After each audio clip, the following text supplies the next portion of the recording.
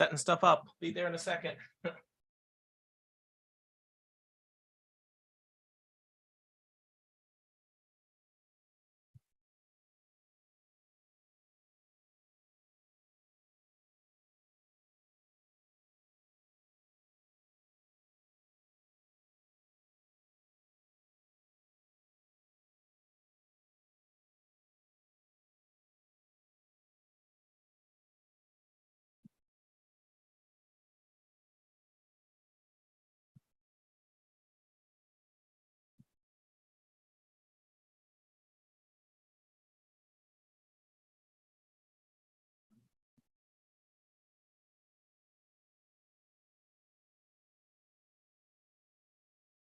Hello, everybody. This is always the tricky thing where uh, you click start YouTube and then you have to like tweet a bunch of links and post things and click things and put things everywhere. So please let me know if there is not audio and video. I'm looking at the camera, looking at you, so hopefully you know that you should be able to hear me. You might not, and mic being mic'd while Lego building is ergonomically a little tricky. Hi, Robbie. Hi, Jay. Robbie says, got some sets recently, at least partly due to me. Do you? Me? You? One of us? I know what you mean. What sets did you get? I am very interested. James Thompson, my erstwhile Lego companion, may or may not drop by, so it may just be me building Legos. It may be I may be a lot faster if I'm just focused on Legos and not chatting with people. So we'll see. I am going to work on I think bags 10 and 11 of the very, very big Lion Knights Castle. People have commented on how slow I have been. And it is the challenging thing, you know. I think because I committed to this is a gift from people at the Incomparable, so I kind of committed to streaming it as a way to like share the experience with other people. And you know, that makes it a little bit more of a burden to setting things up and getting things started, as opposed to if I just had a Lego set I was building just for me, you know, I'd probably crank it out in a couple nights, maybe while watching TV or something like that, as opposed to sharing it with you nerds via the internet. But I got my Legos, I got my bags of stuff, I got some caffeine, so I'm gonna see what I can do. Rob says sound I can see and hear. Susan says looks and sounds good. John Deere tractor 10194. That's cool. I don't think I knew there was a big John Deere tractor. I'm only vaguely familiar with tractors from my limited time growing up in the Midwest before my family moved to New England, but I could see how tractors might be a very important part of other people's kind of identity and building stuff. I think I always look more Legos more for the escapism element, the fantastical versus the you know, I know that is a big thing with Lego, especially with the kind of very technical sets. Like, you know, here is a fancy car that makes you feel things about the car that actually exists. Um, Whereas, you know, I'm more into, you know, things that don't exist, Star Wars spaceships, castles, etc. So as always, each bag starts with building some minifigs. Looks like for this one, I've got some, I assume these are children and not hobbits, but some little guys I'm gonna put together here. You can see the set that I've so far I've gotten. This is kind of like one wing of the castle. And again, I love this set. It's very fancy, it's very detailed, and it has this neat thing where it can kind of exist as a kind of enclosed castle, or you can pop it open and have it as more of a play set, and you've got all your rooms and whatnot inside. Very, very cool. Obviously, you know, it's a very big, very fancy, very expensive set. You can tell the people who designed it really kind of went all out with we're doing some cool stuff. So all right, let me assemble my little children here before I get distracted.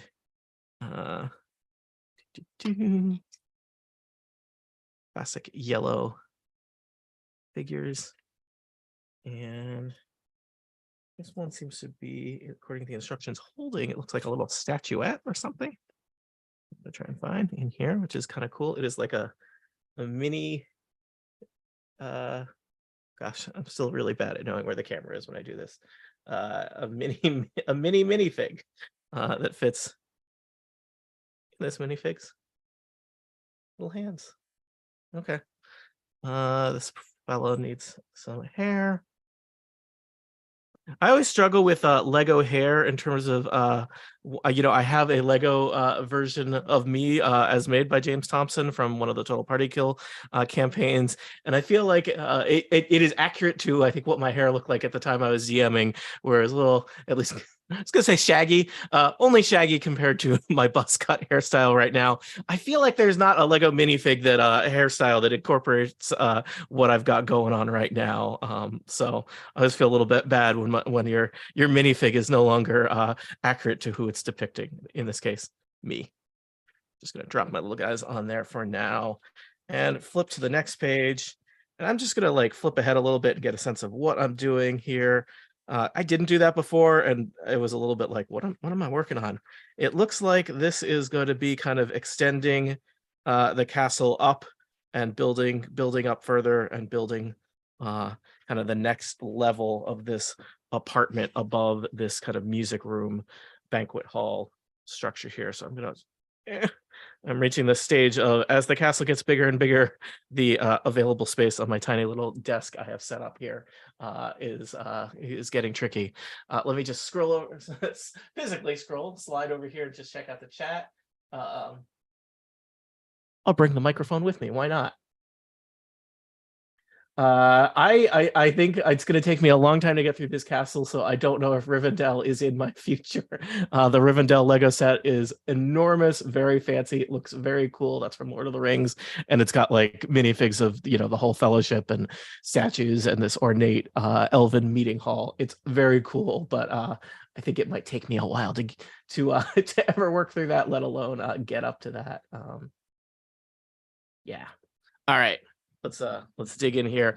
I'll attempt to hop back and forth between the chat and the actual building. It's a little tricky ergonomically with my setup here.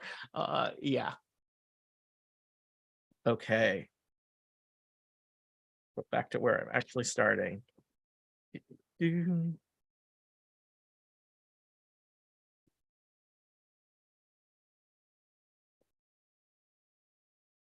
Okay, so looks like I'm mainly focused on this section for now. It's going to have me start with just building up the walls a little bit.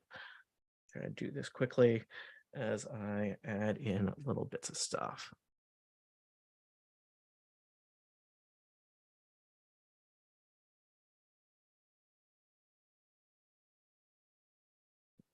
Got it, little wall bits over there. I think this is the first one of these I've done without a guest hanging out chatting with me. We'll see. I don't know if this works. You may find this more kind of meditative and just something you can have on the background, or maybe it's super boring, in which case, you don't have to watch it. I'm fine either way.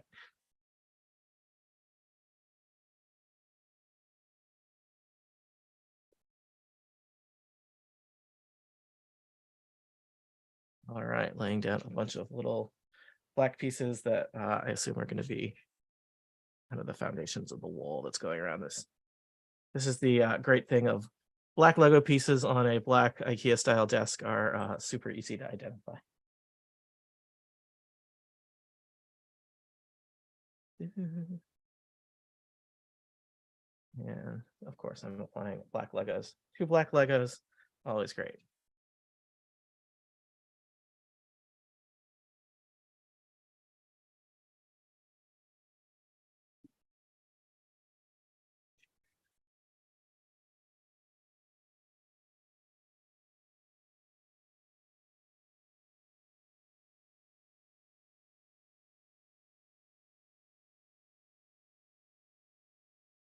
I found another little, I don't know if it will be used or if this is just another little extra, another little miniature minifig. I don't know if it's supposed to be like a doll that the child is holding or if it's a model they're building. It kind of makes me think of a Lego Oscar, though it's brown instead of yellow or gold. All right, got some white pieces going here to build up the wall.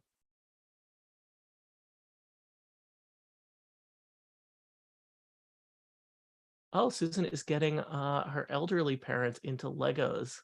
Mom gets the botanical set, dad gets the tractor and farmer's market truck. Cool. Maybe some good hand-eye coordination practicing there.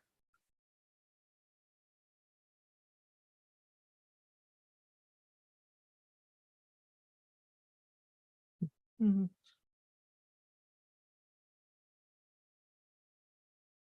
I will tell you, if I was not doing this for a stream, my default kind of meditative thing is to have some like TV that I'm only kind of following on in the background, uh, that I can kind of, maybe have as noise, but I'm not listening to. For some reason, I don't like podcasts as a Lego accompaniment, though I do that for lots of other things where it's like, I want to keep part of my brain going while not doing other things. But let's see here, building up. I don't know what the name for this kind of style of wall with the white and black bits. I don't know if that would have been some kind of proto stucco or something else, but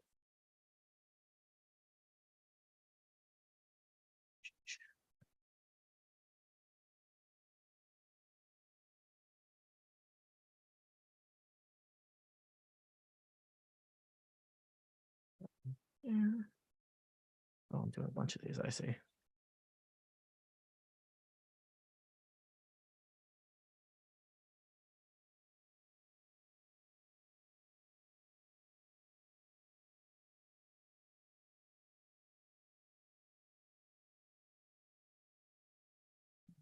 Fine. Tiny little polished black bits that are smooth side on one side. Lots that have ridgy sides, but nope, nope. There we go.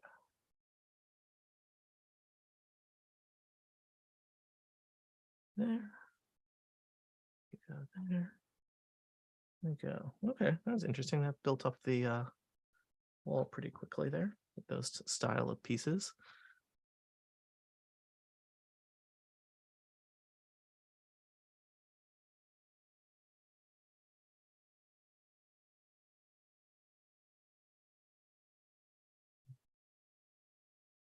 Build up this side wall here a little bit.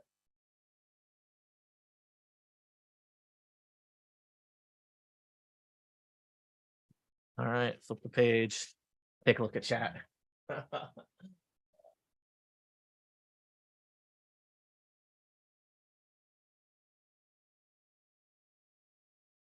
See here. Looks like I'm building another little arrow loop kind of deal over on this side of the wall next. So I want some of these.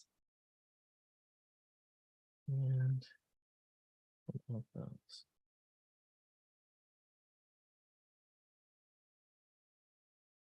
I think I skipped a step.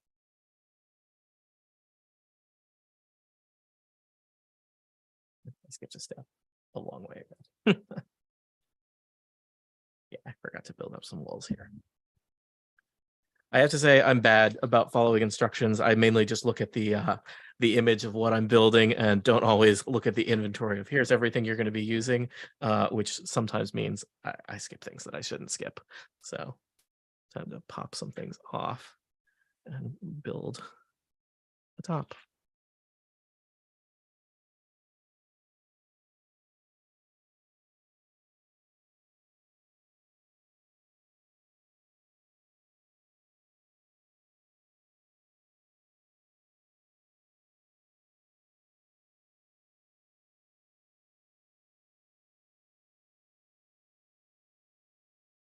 Okay, all caught up. Now that fits in there. And this will go here. And we've got this very narrow, skinny little window. I assume that's what it's supposed to be popped in there. Looks like I'm going to make some more ornate windows over here.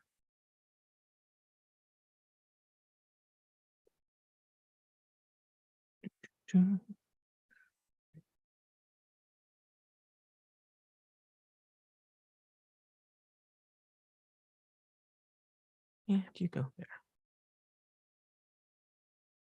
All right, now that I've messed up the instructions, I'm like being a little bit more cautious about proceeding.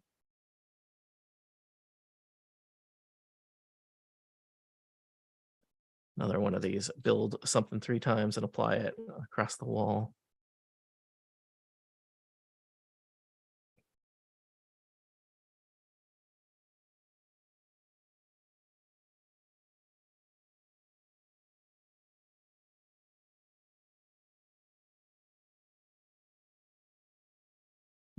Hmm.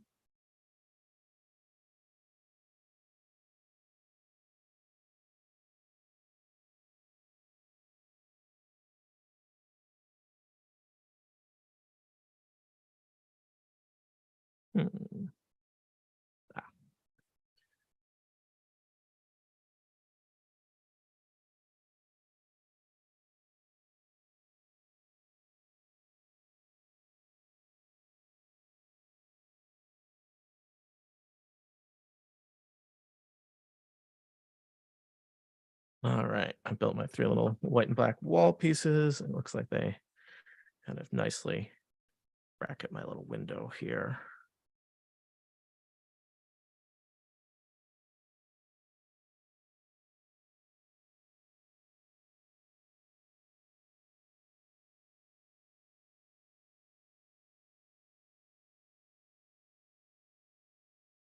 Ray asks, Tony, how did you get to be so cool? Unclear.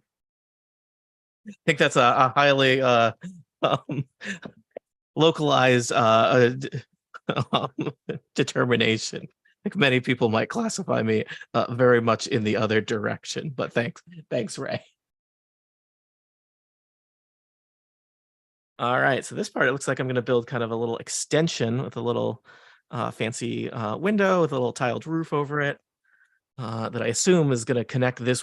I think this is really just kind of like a wing of the big kind of keep part of the castle with the drawbridge and whatnot. So it's like I feel like I've already built this giant set, and it's like half of the set to be built.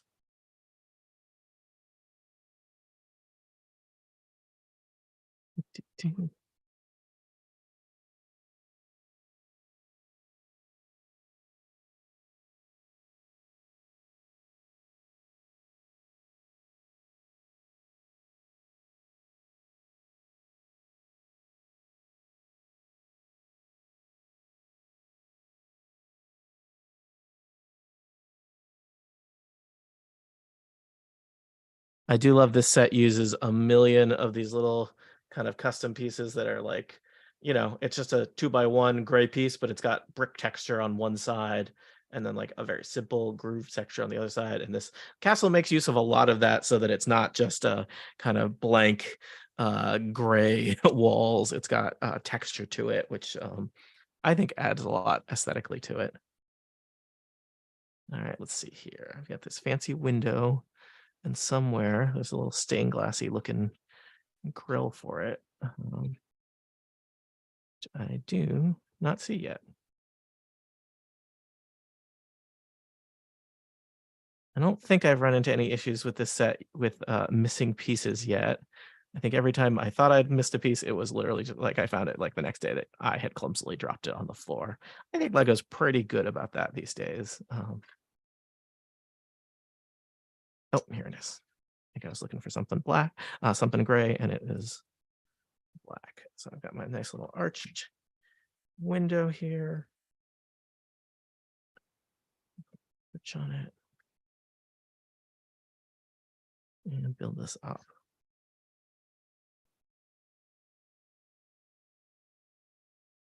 Oh, it's got like an arch in front of the arch.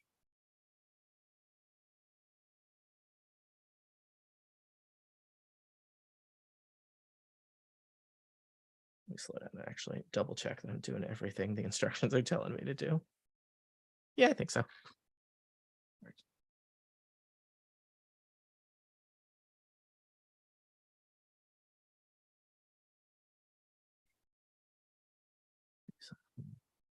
Dark gray pieces here. Grays and grays, occasionally black. It's a very Batman color scheme at times.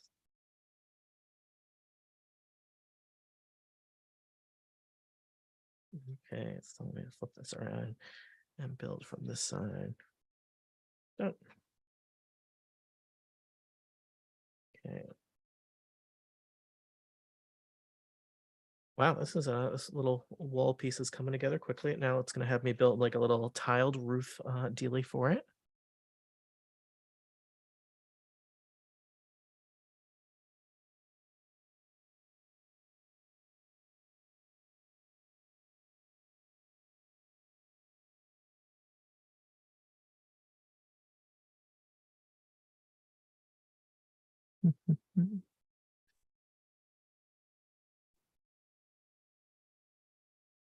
Hello.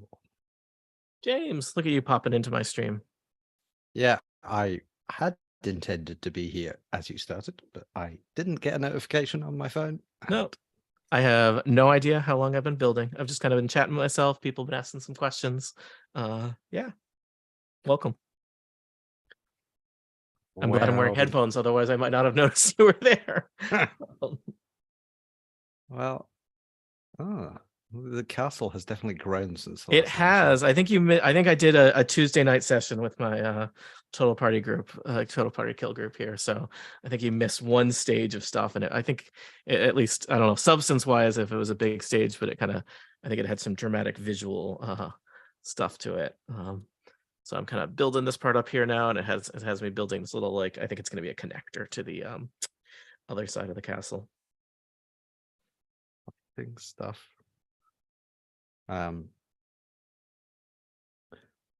Yes. I'm trying to think. It's like my brain was not prepared for being live on the internet. So Yeah, welcome. It's okay. I was kind of experimenting with can I build Legos while chatting with myself, and it's like sort of maybe not. Well, I don't know if adding another person that you actually have to communicate with makes it harder or easier. Yeah, I don't know. Unclear. You know, multitasking is basically a myth, and yet I try. Yeah, indeed. Yeah. Well, I have spent a good part of the last 2 weeks in VR. Oh, how's that going? Well, how does it compare to R? Well, R the reality, not the statistical programming language. Be clear. I mean, it. I would say it's better than that. Okay. Better than reality. Now, I got a PlayStation VR 2, which was ridiculously expensive. And given the state of my eyes, I cannot use it for a long period of time. But I figure I can do. I was doing like half an hour at a time, which was enough. I was playing there's a the Horizon Zero Dawn. There's a VR thing of that, and it was fun. Mostly climbing, which I had not expected. So you're standing there with your arms up, kind of just climbing things. That sounds exhausting. I mean, it is having your arms up and James, that's almost exercise at that point. It did feel like I was like, what is this strange sensation? Oh yes, it's my heart running. Does it actually get your heart rate up? A little bit. A little bit. Okay. More than sitting on a couch. Yeah, well, like in between, like climbing up the side of a mountain, there's like fighting some giant robot Stegosaurus or something. So, it's there's a lot of sort of looking out into glorious vistas or whatever. I don't know a lot about that game. I don't have a recent PlayStation. It's like, do I actually have a PlayStation? I at least have owned a PlayStation in the past. But yeah, I am not familiar with that game much. Is it what's the kind of plot of it? Is it like a post-apocalyptic kind of thing? I've seen Lego sets with like a weird dinosaur with a space monster head. Yes. Okay. It's post-apocalyptic, but way post-apocalyptic. Does the main character look kind of like a, I don't know, cave person or something? Yeah, it's like in the first game, you're basically a cave person who discovers a Bluetooth headset that lets you unlock the secrets of the universe. But there's like lots of like there's these robot versions of animals roaming around, and the reason for that becomes clear eventually. Sure, I assume that's the story. But it's kind of, it's very, especially the second game is very kind of Zelda-like in you've even got like a little glider. I think it's a glider in this one. Anyway, but yeah, in this game you're not playing the main character from the other games. You're kind of just like a unknown side person. So is the VR game is not the VR version of the main game, but it's like No, it's it's a like a side companion thing. story. It's set between the first and second Got it. game, and it's, you know, it has no real bearing on the plot whatsoever. But you get to, like, Hmm. you know, ride on the top of those giant things with the Sure, saucer heads, that's what and people want to do, right? um, the one thing I'll say is it was slightly blurry, and that just might be my I was eyesight. gonna say, can you confirm that that's not as somebody who shares eye limitations, every now and then it's like, is that thing blurry or am I blurry? Well, I think it might be as in focus as actual reality, and I Oh, just have which neither of us is super built for. So yeah. um, I There's companies already taking pre-orders for little inserts to put in mhm. to work as prescription lens adjustments. I would I don't know how those work at all, but I would be skeptical if that would be useful for me given the extremely high level of prescription I have. I mean, But you can wear that, like, mhm, I wear glasses for reading stuff mhm, mostly, and with the headset on, it's like the focus is infinity. mhm, So I, in theory, don't need glasses, but I think I do need a little bit. mhm. Um, but you can just wear a set of glasses Okay. in the things, and it's just your normal distance glasses. So in theory, it would work. But I did look up. I was like, this seems a bit blurry. I'm not 100% sure, because I think, like all the previous VR headsets, everything was a lot sharper. Then I Mhm. went back and I tried one of the previous VR headsets. It was a bit blurry. And I'm like, I've either got a bad memory or just the last time I used one of these regularly, my eyesight was better. So who knows? But Yeah, it was still fun, and, you know, an escape from reality from reality. R from R. Yes, Yes. we Um, uh, but I was also reading books, which are, I guess, also the same thing. yeah. Do you have any other VR games, or is that your main one for now? That was the pack-in that I bought Hmm. with the thing. And I got 2 free upgrades because I had the previous PSVR 1 Hmm. headset, and some people have updated their games, and 2 of those I got versions of which still look, you know, just the same but sharper, and Gotcha. the controllers are much nicer on this one. Like, it It actually can track the position of your hands reliably, which the previous one couldn't. it is a thing I am very curious about, having not really had the opportunity to explore it myself. I know there's some kind of bridge simulator game that I forget if it's actually Star Trek or if it's Star Trek with the serial numbers filed off, but It's actual it's Star Trek. it's actual Star Trek. Okay. It's multiplayer, and I think you can pick your ship. I think I was thinking there were other bridge simulator type games that weren't VR that were Artemis was a popular one that were, Star Trek but with all the Star Trek uh Um, words filed off for to be, whatever type of project they were. So I tried one I of like Star those. Trek. So I bought the Star Trek Bridge Simulator, but at the time, I knew nobody else who had it. so it was So like, who do I play this with?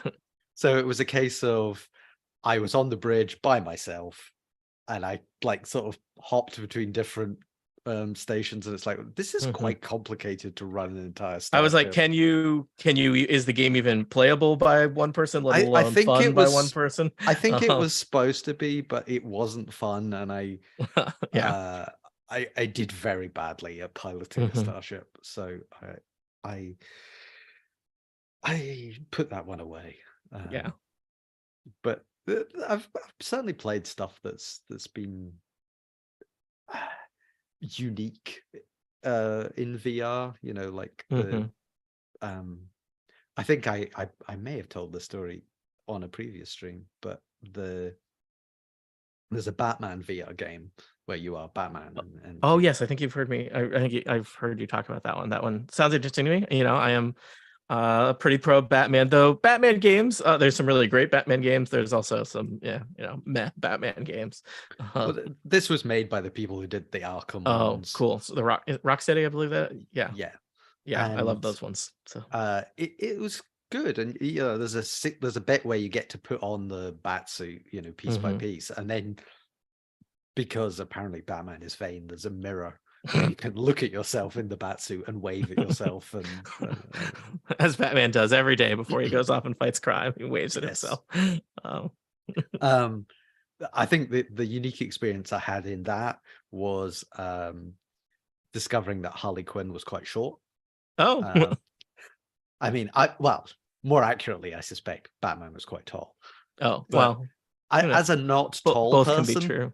Yeah. It was the unique experience of looking down at people and thinking, "Oh, this must be what tall people You're feel getting like all the time." Yeah, you get to simulate being a tall person. That's a special And- kind of escapism, right? Yeah, and indeed, in the Horizon game, you meet the main character from the other games who pops in for 5 minutes, contractual obligation. Yes. And she's also quite short, or you're quite tall, and it is that these experiences that you can't have in any other way of feeling like a tall person. James feeling tall. I would pay £600 for that. But yeah, I think it's worth finding somebody who has VR and trying it. I mean, the Oculus Quest or Meta Quest or whatever they are, they're interesting because they're completely standalone. So you could just I could stand in my hallway and turn my hallway into a playing area that I could walk around in. But with the PlayStation, you're tethered by a 3-4 meter cable. So now, when you're using the PlayStation, is there, I guess, so the gameplay is happening inside your headset. Is there anything on your TV that other people watch, or is okay? Yes, so people see an approximation of what you're seeing, just not in. Yeah, they see through your eyes. Got it. And it means at least that people can have some kind of idea what you're doing. And there were some games on the first one where you could. It was like people on the screen would see something different, and they would be describing to you something else. So there was party games where or horror. I can see horror elements to that as well. So there's I did try some horror games on the first one, and that's not good. Yeah, I mean, it's terrible, in fact. But in this one, there's a number of games coming, and this thing, it's got cameras on the inside pointing at your eyes, and it can see where you're looking. Oh gosh. So you can move cursors around and select things just by just with your eyes. Wow. Yeah. And if you there's I think it's res is a thing where you can basically aim your guns just by looking at things. So if you want to shoot something, you look at it. But there's a horror game coming where very Doctor Who, if you blink, the monsters will be much closer towards you. Reference acknowledged. Yes. And so the point is not to blink, and it's the whole problem with my eyes. Yeah, I was related. Is that safe? I mean, I'm sure it has a thing that says don't play this more than X amount of times. Don't cease playing if your eyes are burning. Yeah. So for me, I will not be playing those games because I need the opposite. I need a game that wants me to blink more often than is normal. But yeah, it's fun. And did you ever play the Room games? I did I did not play them in VR. So I believe they're available in VR, and I assume they're pretty direct ports of it. But I played the Room games on iPad. They're delightful kind of puzzle games. They're a little bit, for people who aren't familiar with them, to me they're must-own games if you have an iPad. There's 3 of them, I think, or maybe 4. They're just called The Room, and then I think they have chapter numbers, and there's one that has a subtitle to it. They're basically, think Myst, but with a little 20% Lovecraftian kind of eldritch horror bits into them. they're very stylized and beautiful, and I don't know, I like puzzle games. They're delightful. I think they're also, at least the last time I looked, very inexpensive at this point. I bought them all right when they came out, and they were totally worth it. But I think they're even cheaper now. So Well, not that I'm trying to encourage you to buy a VR headset, but yes, but I could be playing them in VR. No, because the Room VR is a completely new game. Oh wow! And This is dangerous. it's there's I think the one I've played was on the Meta Quest, and it turns them into more of like an escape room kind of thing, because that's cool. You're in the space that you're trying to solve puzzles in, and there's a number of games like that. Well, I love puzzle games. I enjoy escape room, so I haven't been to an escape room in a couple of years. That sounds delightful. Yeah. Yes, so I think it's worth trying, but it's one of these things, like, you need to make sure that they actually work with your eyes, because if you have the eyes of a 20-year-old. No, I never had. Even when I was 20, I didn't have the eyes of a 20-year-old due to some poor planning on my biological parts.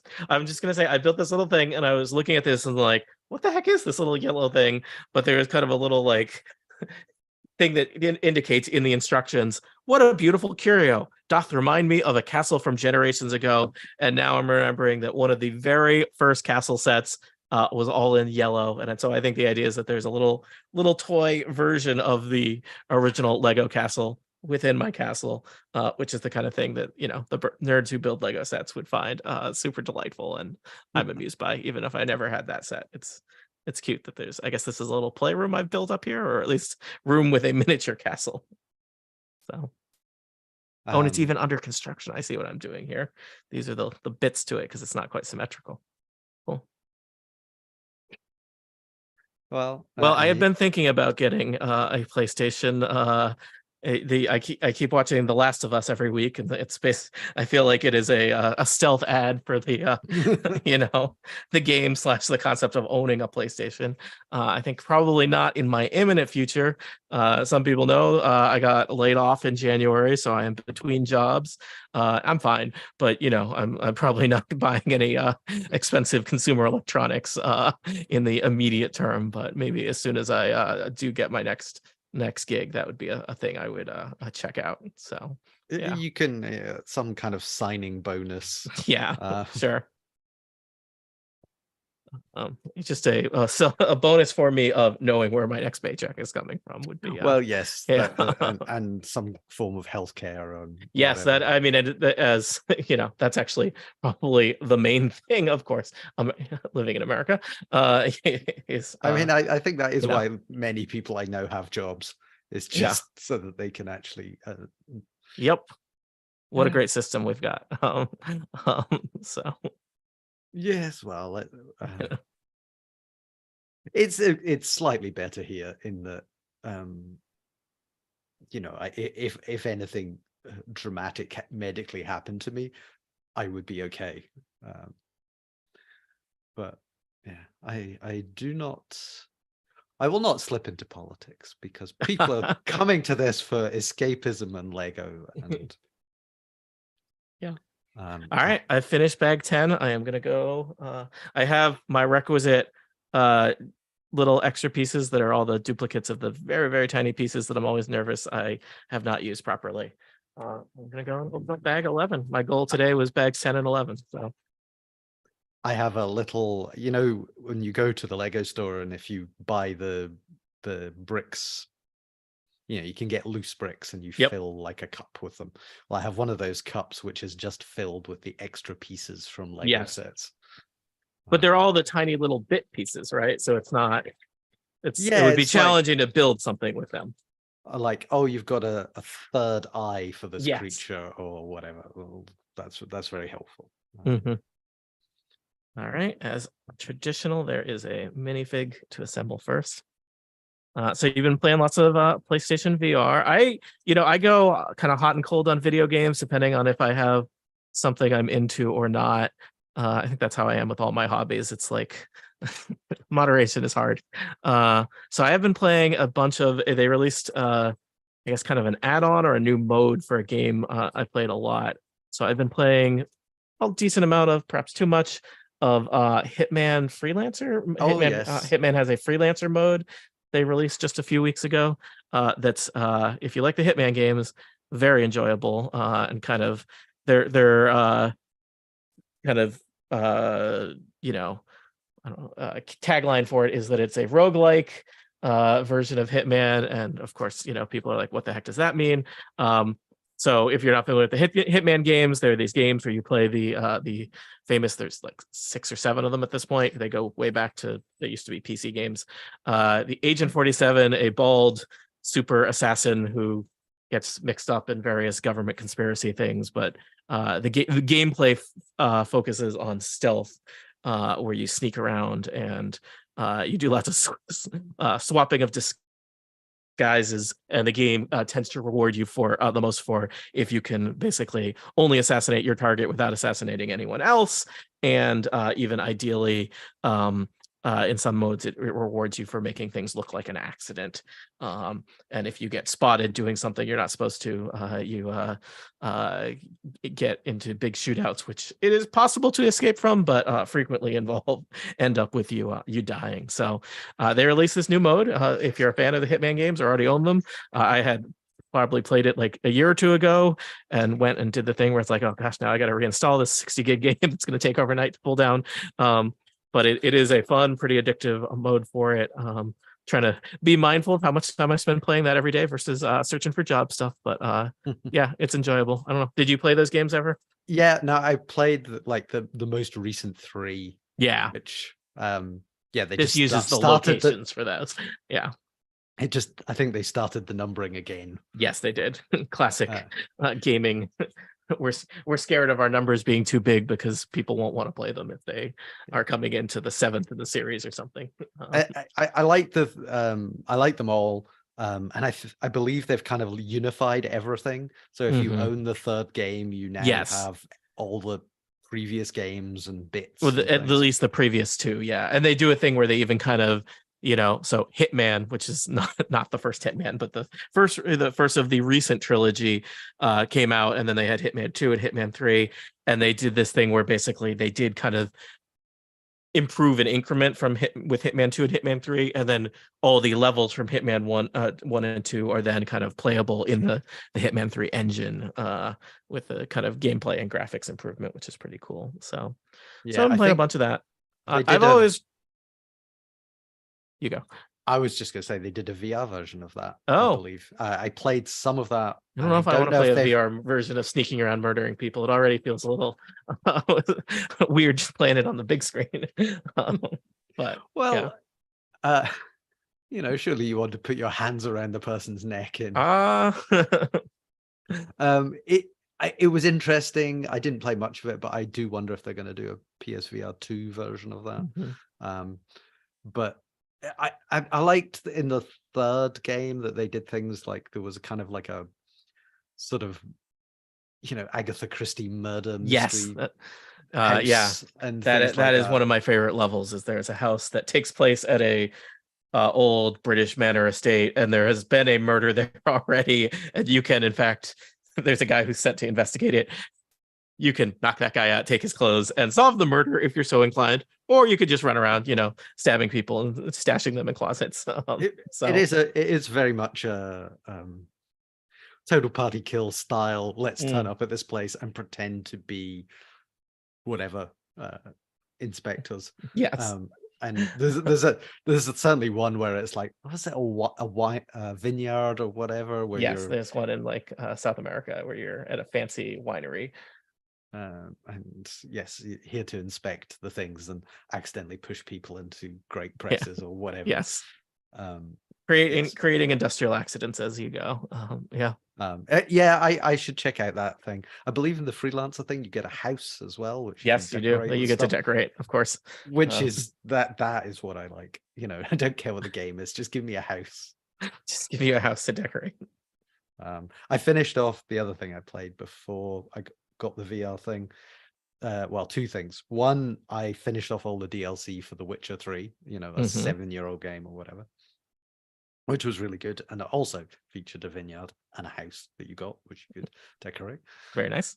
But I then just 2 weeks ago or whatever, I was playing Atomic Heart, which is Oh, I saw that is currently one of the I have Xbox Game Pass that is on yes, Xbox Game Pass.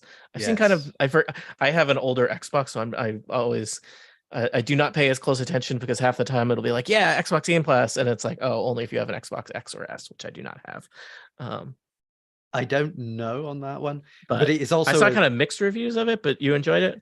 Well, I haven't played much of it. So I really like BioShock, and this is just trying to be BioShock. Yeah. But and it has a really impressive opening of you sort of walking through the city, and it's, looks graphically interesting. There is some question. It's by Russian developers. Yes, I think I saw something about that. And it's all about it's a alternate history where the USSR won World War II and have great technological improvements, and it's a utopia, etc., etc. I found it very strange to play that basically on the anniversary of the Ukraine invasion. Yeah, that would be weird. So yeah, that's strange. I don't know if it is.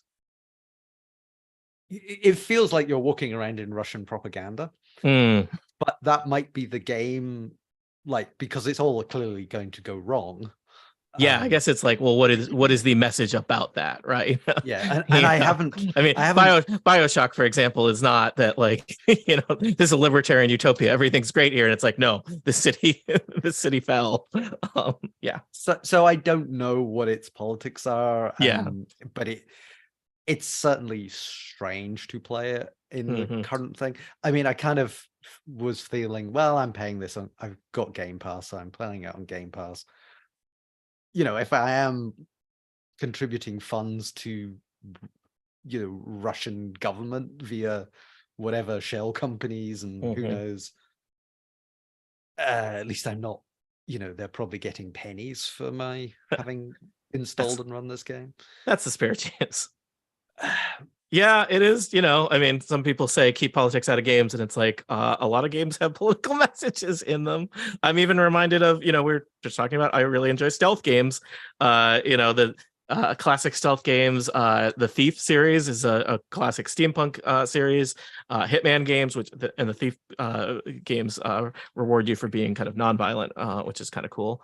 But I played all the Splinter Cell games, which are Tom Clancy games, and they tend to have overt political messages. They're also very weird. There's at least an era of them where like every single game had like a interactive cutscene thing where you had to like torture someone to get information, and it's like, I don't like this. I don't like playing through this thing where it's like smash this guy's head into a wall to find out where the next MacGuffin is.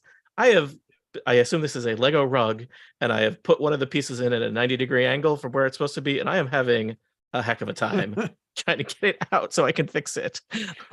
Yeah. Don't you have 100 Lego separator tools? I have this, but it's like not, because the piece is a perfect smooth piece. It like doesn't have anything to grip on. So yeah. They use the thin tip at the end. Okay. Success. Thank you, James. Where would I be without you? Well, okay. I'm happy to co-pilot this, even if it did fling the piece. I got it back. Also, but I had like propped up the floor to try and fix this, and now I have to re-put this all back together. Yeah. So. Yes, it is interesting. I mean, it's rare when you get a game that is. I mean, I think we talked last time about the Harry Potter game, which I definitely did not play.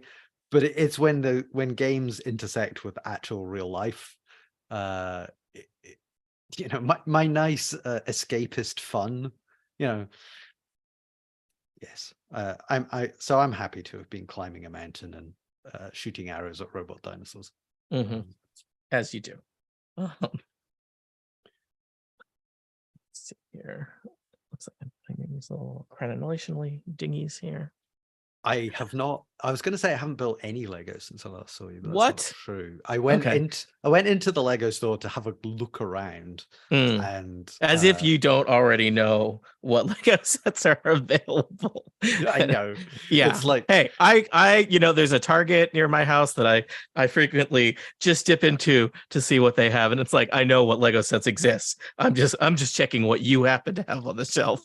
So also, I'm not buying any more Lego sets until this giant castle is done. But and it's good to know what's on the shelf down the street from me, just in case there was some kind of Lego related emergency and I needed to get a Lego kit in 10 minutes or less. yeah. I would like to know what's available. Perfectly reasonable. So I went in just to sort of have a little recce, Mhm. and I came out with one of the little Ahsoka brickhead Oh things. yeah.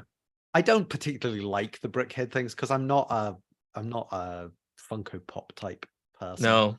But I do like Ahsoka, and it Yes. was £10, and I had way more than £10 in points sitting on Mhm. my Lego VIP card. So it was interesting when I went up and handed over my VIP card, and the woman was like, "Oh, do you want to pay using points?" And she looked at it and she said, "Oh, you've got quite a lot of points." And Oh, it's like, you're a VIP. I'm surprised I don't have a black VIP card at this Mhm. point. A little Um, metal one. but yeah, so I just walked out with that, and that was a Yeah, I little. don't love. I think I got my partner the Captain America brickhead. I don't think I've got any of them myself. I don't love the aesthetic of them, I guess. No, I don't either. Oh, but it was just, I think my Yeah, love sure. of Ahsoka pushed it into, I hear you. um, and it was also very accessible, and I could put it in my bag and get it home Hmm. secretly. Now, Um, in your neighborhood area, do you have an official Lego store, or is it just a toy yes, store that sells no, Legos? Oh, we okay, have like an official, fairly gotcha. big Lego store. It's in town, so it's not like Hmm. it's not 10 minutes walk away, Hmm. but it's a nice one. They are, I believe, going to bulldoze the entire shopping center that it is in, which is not going to be good. But that probably won't happen for years. Um, but yeah, I like the little bits like they have the minifigure Hmm. stand where you can build out of pieces a minifigure, so you get like pick your hair, your head, your I don't know. I torsos have and to things. check. We do have an official Lego store near me. It's actually in the same town as me. It's just kind of on the far side of town from where I am, and not the easiest to get to via public transit from where I live. Um, I don't know if they have a minifigure stand. It's a little weird because it's kind of a small store, and then they have above it, I think, a quite large um I don't know what the word for it is, kind of play area. I believe there's even some small rides, but it's kind of set off. I Hmm. assume you need to get tickets for it, and it's intended for children. I think you're not allowed to go in if you're not accompanying a child. I think they have occasional evening come build Legos and drink wine kind of events. I went to one when they first opened a while back, and it was cool because they had all these Lego dioramas that their master builder had built. And being just outside Boston, they had many models of basically Boston landmarks and famous buildings in Boston, captured at kind of I don't know quite at minifig scale, but at least Steven Shapansky Clutcher's Field scale. That was pretty cool. Well, the little minifigure construction things, I think Hmm. I raided them many times when I was building Building the the building the TPK. TPK figures, because Yeah, it's like, I got a display case for my minifigs to try and not have them be. I've been doing a lot of cleaning with my free time at home and trying to keep things tidy.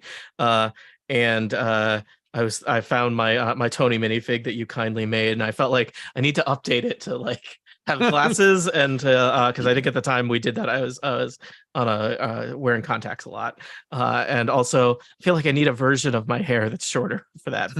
But you know I failed to stay current with my minifig model. That's on me. it So is a snapshot in time, and yes, you can have a it's a second record. minifigure. I do believe I don't know where they were doing it, but there was things where you could get custom printed Oh, torsos. So like you basically, and I think this was an official Lego thing. So you could upload an image and then oh, get and they that would like, printed onto the torso. So I'm that's just cool. looking at your t-shirt and it's like, well, Mhm. we just get the We could have had incomparable little t-shirt art. incomparable, yeah, incomparable t-shirt guys. That'd be cool. Um, There was, so I did not know this was going to be a Lego news update, but here we are. Lego in America recently announced they are moving their headquarters. They are headquartered in Connecticut, which is, a state in New England, not too far from me. But they are moving to Boston, which is the next city over from me, which is, I can walk to Boston from where I am. Well, it's a long walk, but it's doable. And so that's exciting. And I actually even I applied for a job at Lego. I don't think I'll get it. I don't think I'm a fit for what they need. But it was like, yeah, you're moving down the street from me. This is what you get. So you know. well, I hope you at least get an interview and get to go down I to. think I don't have the my, for people who don't know me, I've worked in higher education for almost 20 years now as a staff member, and I do a specific kind of thing around helping people with teaching. And though there are lots of corporate versions of that, doing training and doing development, might live more in a human resources kind of role. It's probably a thing I could do, but it's not a thing I have done or necessarily have all the right credentials or background for. And there are people out there who do. So and Well, it's a thing I like. I am curious about, but not necessarily. I would be curious about it in the context of, say, a Lego company. Less curious about it in the context of, say, all the banking companies that keep sending me LinkedIn things. So well, if you are indeed a Lego recruiter who is watching this video, yes. Tony is actually ideally suited Oh for yeah. this role. And if you're a banking recruiter watching this several months from now when I'm very desperate, you know, I don't have a follow up for that. Just things have changed. So yeah. Yeah. But yeah, Yeah. Legos. Yeah. I don't know if they get, I don't know if employees get any kind of discount. And I did put in my cover letter that I'm a fan of castle and pirate themes, and it's like, I don't know if that does that. I just figured I'd be honest. I don't know if that immediately slots you into the we don't need any more fans here. This is real work, or if it's like, oh, if you don't say that, you're not getting even considered. But I tend to go on the side of this is who I am in these things, which may or may not be advised. So I do wonder what the Lego interview questions would be. Once you get past the sort of standard stuff, do they throw in a kind of what's your favorite set? Oh man, I don't know if I would have a good answer even for what. I'm bad at favorites. I feel like I move from thing to thing very quickly. So I don't know what I would identify as my favorite set. As a Lego recruiter, I am writing that down. Oh gosh. I mean, I think I would probably try and say oh, it's so this is people. I'm really bad at job interviews. I have not. I don't know. I feel like I have not done that many. I've only had 2 major jobs, and each one. The first job, it was a thing where literally I'll tell this story. I started working at an IT organization in higher education, and literally my friend was hanging out in a computer lab, and a staff member from the official IT organization came up to the computer lab, and this tells you a little bit of the era of when I was in school. I think this was the tail end of this era where computer labs were things that existed, and they were places where people spent a lot of time. I did, I went to college, started in the late 90s, very late 90s, finished in the early 2000s. At that stage of things, it was, I would say, standard that you had a computer, right? Most people had a computer. There were people I know who did not have a computer, usually due to financial reasons, right? So they did not own a computer, and they would rely on access to a computer lab for all their computing things. It was pretty unusual that when we say computer, people had desktop computers, right? It was pretty unusual that anyone had a laptop. I remember getting a laptop with, I had a really good summer job one summer, and I bought my first Mac laptop, and it was it was fancy that I had a Mac laptop, but that was not the normal thing that college students were walking around with yet. But so a staff member from IT came up to the computer lab and said, like, we're having troubles with video stuff. Does anyone here know video? And this again, we lived in a world where, there would be computer labs on campus, and that would be where people would go to like find the nerds.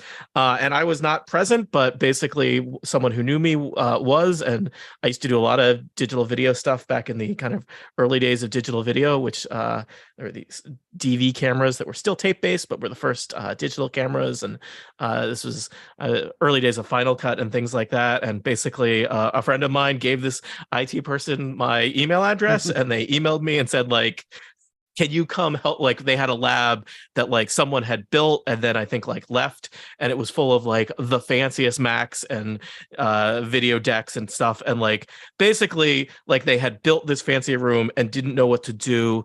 And somebody who was, probably a knowledgeable IT person, but not a knowledgeable video person, was like trying to do stuff and they were like lost. And I basically like came over and like it was one of those, like, they happened to ask a question where it's like, I totally know how that works. And it was kind of a non-subtle thing where there was like, they had a really fancy deck that had weird modes that like were actually not super useful. And it was in one of those weird modes. And like the way to get it out of that weird mode was like, you had to find a switch on the back of the deck and flip the switch. And I was like, so this is like basically the best kind of pseudo job interview moment of probably that will ever happen in my life, where it's like, oh yeah, flip this thing around, do the switch, turn it back around. Now your thing that you've been trying to fix for a week will work because you happened to ask me the very specific question that I knew the answer to. Anyway, like they hired me as a student worker. They then I was graduating and going on to graduate school, and they're like, they hired me as a graduate student, which was good. They helped me avoid taking on lots of student debt as a graduate student. And then they were like, you should apply for a contract, part-time, not part-time, but a short-term contract position. And I did that. And it was like kind of a formality because they knew who I was. And then they're like, you should apply for a full-time position. And I did that. And I did that for like 8 years. And then only as like a 30-year-old did I have to go out and like apply for jobs, not knowing what I was doing. But yeah, so know what your favorite Lego set is what I'm saying. James, what's your favorite Lego set? Galaxy Explorer. I mean, okay, and that's the big spaceship, right? Yeah, I mean that's probably. Is there a Galaxy Explorer? Is the new thing not Galaxy Explorer? I forget, because there's a new thing. I think they call that also the Galaxy Explorer. Okay, but your Galaxy Explorer Classic is what we're talking about. Yes. Okay. I had a similar. I had two similar experiences, I guess. Like when I was at school, and this was primary school, so that's like you may need to translate what that means. We may need to work together to translate what that means for. I'm assuming that the audience is slightly more American than Scottish here. That may be an unkind assumption. We're assuming there is an audience. Yes, that's true. There are 7 people watching right now. Well, there you go. There you go. This would be my 7th year of school. Your 7th year of school. We would call that. This is where I'm becoming an old man and I don't remember things. We would call that. No, I'm doing math. 9th, 10th, 11th, and 12th is high school. 7th would therefore probably be middle school, or at the very. And there's a weird thing. Some places have middle school. Some places have junior high. It sounds like that would probably be middle school or junior high for us. Yeah, I was going to say, I think that's not elementary school, which maybe elementary school and primary school are usually interchangeable as terms. We have like the 2 school systems. We have primary schools and secondary schools. And that's it. And so for the first 7 years, you're in primary school, and then you go to the big school. Okay. But, so the last year of my primary school, and this would be, I'm trying to think, it'd probably be about 83, 84, something like that. And we got a computer into the school, like the first computer, which I believe was the first computer that any school in Scotland got. Wow. And they got this BBC Model B Acorn computer. Wow. And had no idea what at all to do with it in any fashion. And so they went to the classes and they said, Show us your nerds. we just got a computer. Does anybody have a computer at home that knows anything Computers. about these things? Yeah. And so 4 hands went up, and those 4. And James picked off the other 3 one by one. No, the 4 of us, we got the computer, we set it up, we did things, and then it escalated to the point where we ended up having an office, the 4 of us, where we did computer things, which was we did training for the staff. And I should point out I was probably like 11 or 12 or something at this point. Much too young. Yep. And before school, we would do classes for the kids. So like, before proper school started, we would have a bunch of people in and we would run through some educational things. And I don't remember doing any work whatsoever in that final year of school because we were far too valuable to the school. But we were basically just left in this office, and we would sit in there and like listen to music and program computers, and it wasn't a job as such, but it was an assignment. Well, it was an unpaid internship, yes. I guess. Also, they left you alone. You didn't have to deal with other things, which for many nerds is the dream in school, right? Yes. And that was the first time I had done really any real programming in BASIC back then. But that was kind of my starter on this. I was going to say this story of my life. I don't know. Whatever. You're avoiding having to do interviews for things. Yes. Well, yeah. And then after university, at university, I was a class rep, which is, the kind of people that go and argue on the behalf of the various years with either the support staff or whatever. But generally the support staff is like, oh, we need to have a server that does this for our year, or we would or the women on the course would prefer if we did not have a server dedicated to pictures of ladies. Oh gosh. And it's like, so it was taking the kind of the various viewpoints from people and presenting, relaying them up. Yeah. And so I got to know the support staff pretty well, and I had gone for a job interview and hadn't got it, and I was complaining, I think, because it was, I would have got the job, but then the company discovered that they didn't have any money. A classic problem. Yeah. And the person that I knew said, well, you could always work here. And so I just never left the department for 2 years. And well, as someone who went from being an undergrad to being an undergrad employee to a grad student employee to working there full time for almost 10 years, it's maybe I think it was a reasonable choice in retrospect. It was definitely kind of the safe choice. It's it's tricky when you're a student, when it's like being a student is pretty great, and there's kind of the like, why leave? Why go into the real world? Things there are mixed. My understanding is people in the real world get this thing called money, which seems great, but I've never been great at that. So yeah, so I mean, it was a very nice environment for me to learn. Yeah, like, I did a couple of, I think it was 2 years, and I was working as system support. So it was mainly like dealing with routine maintenance of stuff and running labs, making sure all the Macs were working, that kind of thing. But also teaching myself more programming and programming of Macs and things. So I did a lot of learning, and I at that time I wrote, some of my first software. And so, it was a nice, reasonably laid back. I mean, there was politics, of course, and as there are in any of these jobs, but it wasn't bad, and I was fairly junior, so I just, was shielded from a lot of it. But it was a good place to learn. and then I went from there to Apple. So that was kind Oh of, wow. Yeah. that was a very That's a different environment. transition. Yeah. Yeah. And that was just because I'd been writing software and putting it out into the world, and all the documentation said, I want to work for Apple. And somebody at Apple read that and said, we should hire this guy. We should think about it. This guy seems like our cup of tea.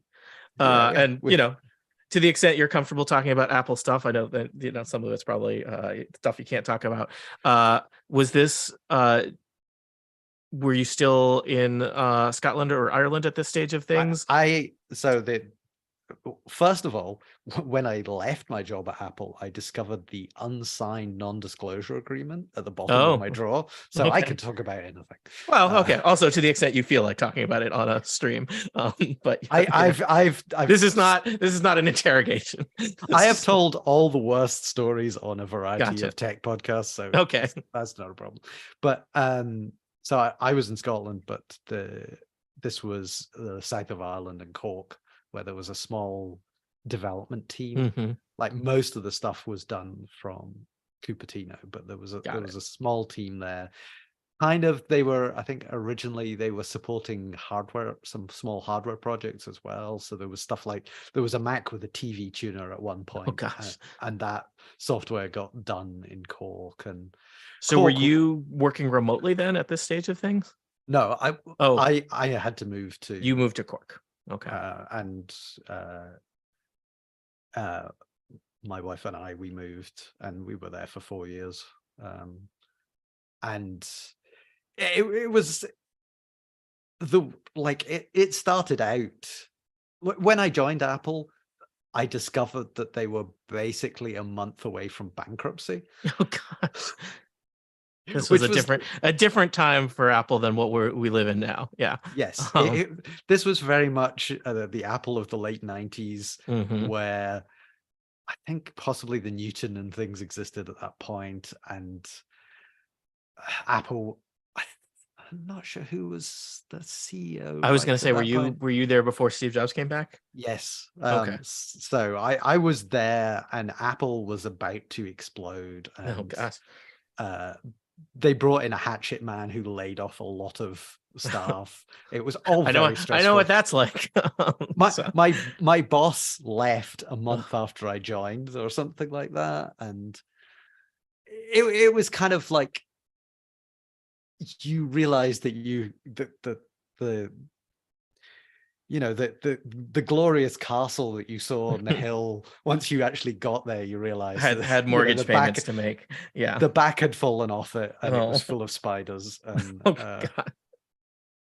So and then Steve Jobs came back, and then I'm trying to get the order of this right, because the Apple had this next generation operating system that they were working on, and this was a big project, and lots of the people in Cork were working on that, and I worked on it for 2 weeks, and then the entire thing was cancelled. Oh gosh. And people kept working on it because nobody believed that it was actually cancelled. It's always great.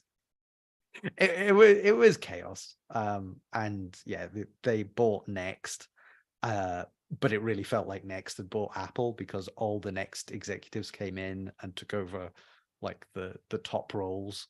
And yeah, the company certainly changed, because it was very kind of, I don't want to say like low key or whatever, but it was a relaxed environment, and it very quickly became a not relaxed environment. Yeah, I can imagine. I mean, probably just a place where like, oh, this is a place where I can like learn stuff and explore stuff and build cool things, to, oh my God, what are we doing? Is my job safe? Yeah, etc. And when I started, there was I think it was like somewhere between 50 and 100 engineers working in my group, and when I left, there were 4. Wow. Okay. So huge, either layoffs or people not happy and going elsewhere, It, basically. it, it was that, and nobody got replaced when they left. Yeah, no, I mean, I've been at places where there are hiring freezes and, you know, people leave because they're unhappy, or, people also just leave jobs. But, it like every time someone leaves and they don't replace them, it just gets worse for everybody else. And then it goes into a death spiral where then, Yeah. people leave. So more people leave. So more people leave and until, something catastrophic happens. and Apple's corporate policy was basically pulling everything back to Mhm. Cupertino, because they wanted to keep an eye on everybody. That style of management. So If we can't see it, it doesn't exist. yeah. Um, It was interesting because I had two bosses. I had two managers, one in Cupertino, one in Cork, and the one in Cork was not cleared to know the stuff that I was working on. oh So gosh. it was just all that kind of level of insane security and whatever. But yeah, when people left, like, because we had this large area where all the engineers were, and then it was down to just the 4 people at the end. Whenever somebody left, we would raid their cube and like, what Mhm. did they have a good computer, whatever. But after like the first, like few dozen people had left, it's like, well, I've got 3 graphics cards in my Yeah, computer, I've got 4 monitors. diminishing returns here. Yes.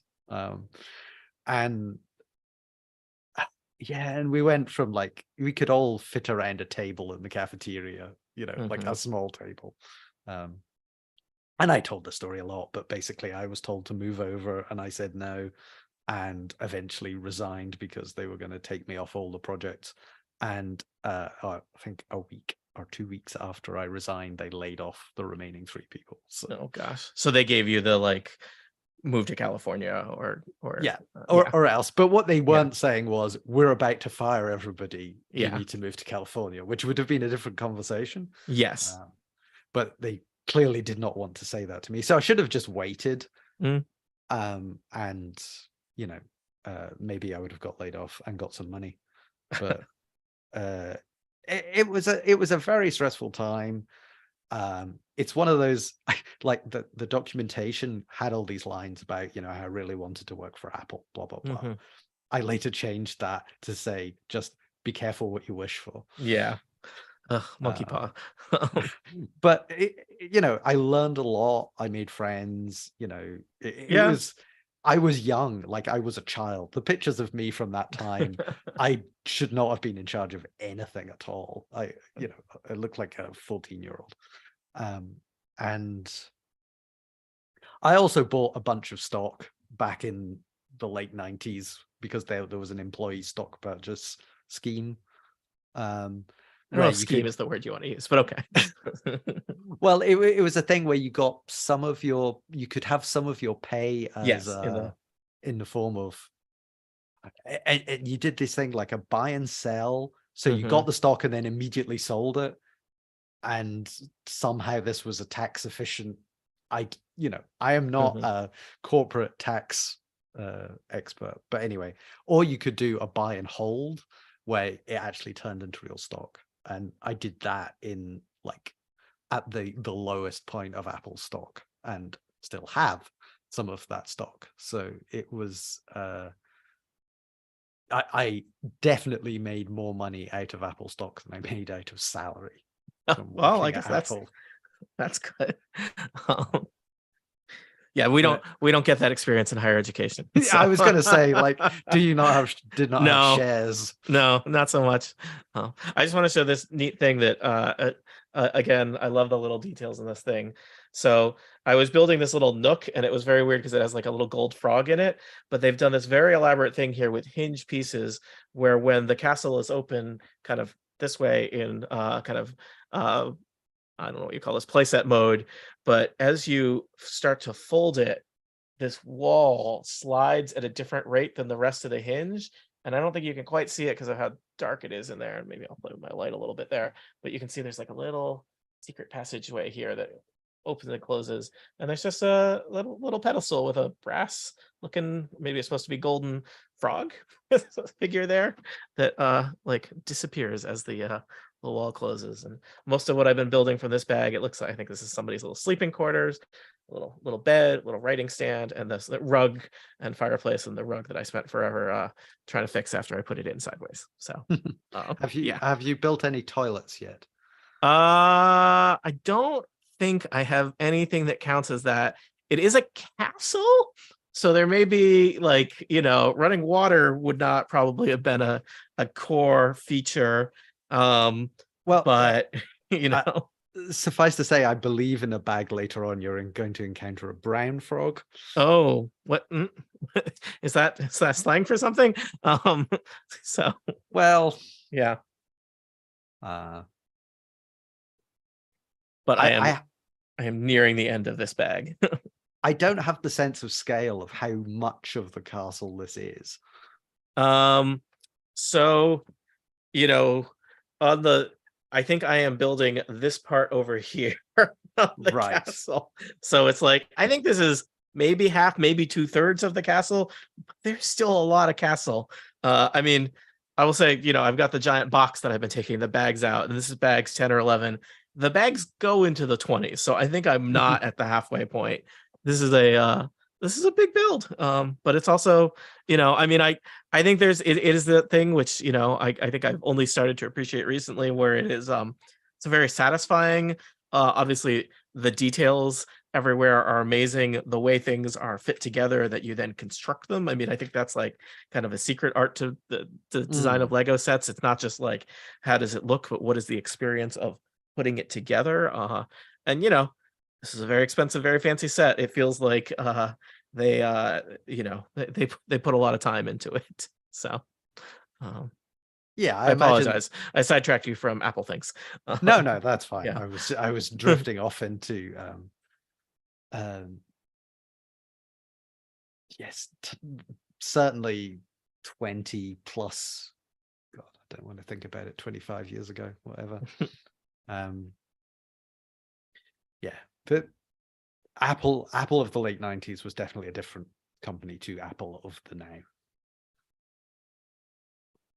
Well, I'm glad you survived it. I mean, it's probably a pretty, even if, so you were there for about, do you say 4 years or longer than that? It was like 3.5 to 4. Yeah, but even though that is a probably pretty small part of your career, it sounds like a pretty formative, important part of it. So, well, it was being at Apple when it changed, like, yeah, when the iMac came out and all the sort of, when they turned things around. Yeah. And you went from that to being independent, is that? Yeah.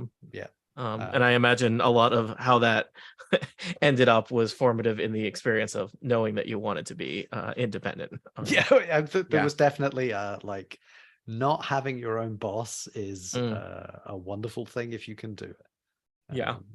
And there was a lot of being in the right place at the right time, because it was a lot easier to sell software 20 plus years ago than it is today. People, you could sell software for a significant amount of money and people would just buy it. Whereas now, if you try and sell something for $1 or more than $1, people are like, what are you up to? Yes. What are you trying to pull? So it was a good place to start to doing this stuff, and I've just kind of like kept doing it. And somehow 20 plus years have passed. Still sat in the same room in the same place. Well, I assume you're relatively happy there. So yeah. Have been we were out looking at some places around the area. We went to one, and it is possibly the worst renovation I have ever seen of a flat. Because we went into it thinking, oh, I hope that this isn't good, because if it is good, then we might actually have to think seriously about this, and you'd be tempted, break all the piggy banks and that. But went into, and within 5 minutes it was You're quite like, clear oh that- no, our current situation's not so bad. yeah. It was one of these things where it looked great in photos, and then when you were actually in it, it's like the floors, they had just carpeted over what was clearly terrible flooring, and so you'd walk and then you would sink an inch into the carpet, and then I don't think that's how it's supposed to work. no, I No. just didn't understand any of it, and there was just so many choices in it that were Mhm. bad, and yes, so I will not be buying their extremely overpriced thing just because you put copies of, what was it, Harper's and Queen's magazine in the bedrooms to All your make it, lovely class signifiers that you belong yeah, here. and bedside cabinets that were entirely mirrored on all sides. Hmm. It's like, I don't want drawers that are made out of mirrors. This seems like a bad thank plan. you. I don't need to see, like, yeah, anyway. But Well, James, I finished bag 12. I did it. I'm feeling, so this basically added just like another level here to this.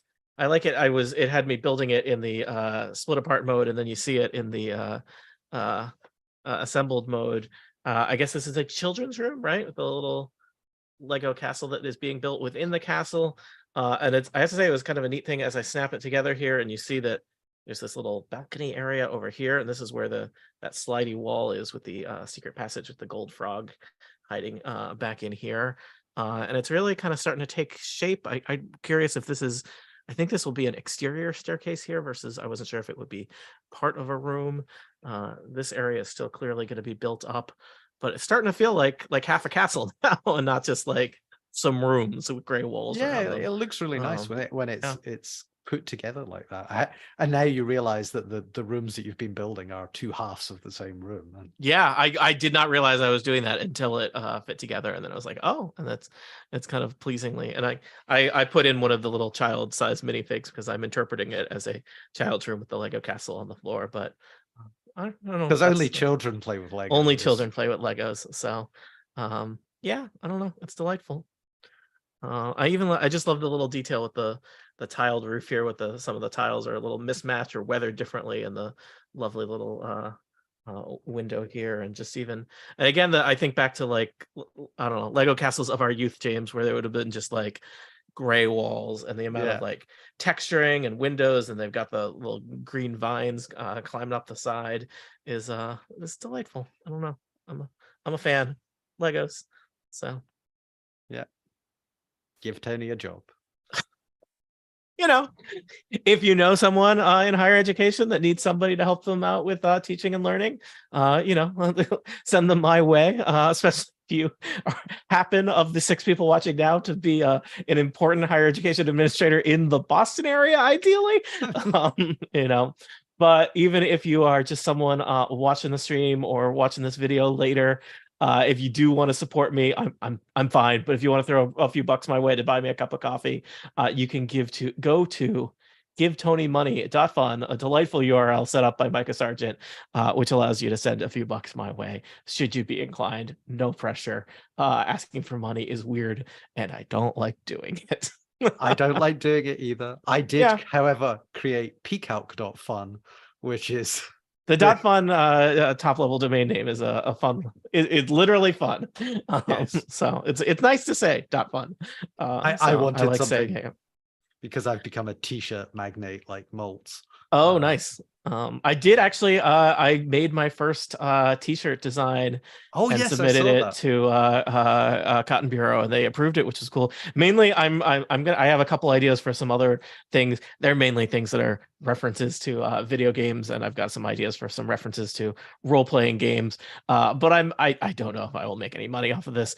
I'm mainly approaching it from this is the t-shirt I would to own, and I like Cotton Bureau shirts, so maybe this will be a way that I can get this t-shirt for myself, and maybe it will be subsidized if other people happen to also buy the t-shirt. But yeah, I so feel that you should make a t-shirt that says reference acknowledged on it. reference acknowledged. I think Jason actually has a planned incomparable shirt for that, and he commissioned the reference acknowledge artwork, which is of me. But I Did you I think sign he's- away your I did. I don't think your I signed away visual my life rights? rights, but also I didn't commission the art of me. So obviously there's a lot of corporate politics here at the Incomparable, and there's so much money changing hands that you could see how fraught these things are. So I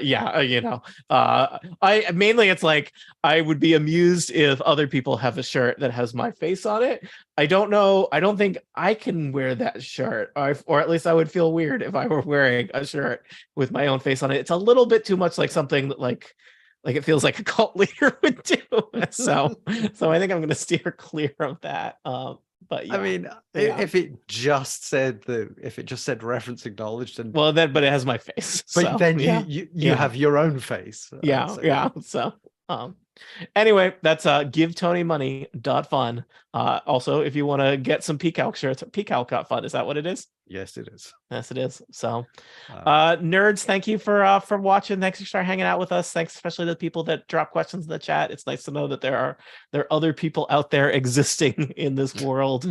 I know the Tuesday night crew will be back playing Curse of Strahd on this Tuesday. If you want to watch some actual play D&D, James, I have been a new D&D book recently came out. Keys from the Golden Vault. It is all heist. I don't think I can take it out of my shelf here without knocking my camera over, so I won't do that. But it did make me think of Gribbets, and that maybe there might be some return to Gribbets adventures. The Gribbets adventure was a members only adventure that features swearing for the sake of swearing in it. It features. It started out featuring swearing, and then it got worse. It is it is one of our members only Total Party Kill episodes, and it's prequel at the expression in the role-playing game world is murder hobo, where people do things without any consideration for the long-term repercussions of it, and basically act at the level of I don't know, adolescence. A lot of it could be classified as war crimes, is what I'm saying, James. Anyway, but I believe we have a PG rated. Yes, our normal D&D fair will also be happening sometime soon. Slowly ramping up after a lengthy hiatus for medical recovery things. I've had an eventful year, people. I don't recommend it. So yeah. That's like in a week or two, I think. Yeah, it is. I think it's about 12 days. So yes. Well, I will need to find all my characters and remember what on earth we were doing. Hey, Susan, thanks for mentioning that. My background is in healthcare instructional design, so academic medical centers would not be that far off. But no pressure.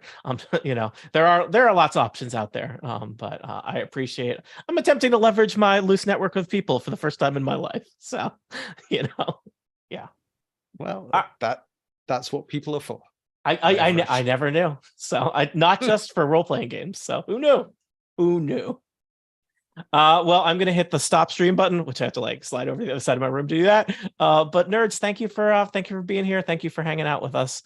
This has been 93 minutes of Legos and Tony and James. Bye. Bye.